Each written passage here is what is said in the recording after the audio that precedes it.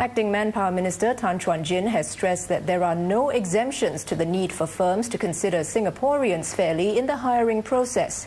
Speaking in Parliament, Mr. Tan also said Singapore remains committed to being open, dynamic and competitive, even with the new fair consideration framework in place. The acting Manpower Minister addressed concerns that the fair consideration framework will have an adverse effect on Singapore's economy. Being open, dynamic and diverse does not mean that you cannot ensure that fair consideration takes place as well. Under the new rules, employers must show due consideration to Singaporeans before hiring skilled professional foreigners on employment passes. They must advertise the job vacancy to Singaporeans in a new jobs bank, which will go online by mid-next year for at least 14 days. There are exemptions. For example, for jobs paying a salary of 12,000 Sing dollars or more a month. Mr. Tan said that's because open advertising is usually not done for them.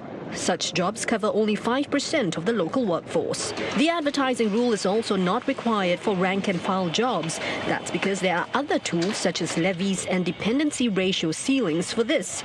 Mr. Tan said his ministry will monitor the implementation of the new rules and make adjustments if necessary. MPs also raised other issues. What are the triggers that his ministry will rely on when we talk about post-hiring employment decisions? Certainly, the ministry cannot just rely on complaints. If a job can attract so many locals to apply, and yet at the end of it, not one Singaporean is considered suitable for it, then something is amiss. Like I said, it is not a silver bullet. These measures will not completely solve every single problem because a lot of it is about attitudes and mindsets. But what we are doing is to signal clearly, and especially when there are complaints and when there are sectors that fall short of what we deem are perhaps acceptable levels, we would go in and look at it in detail.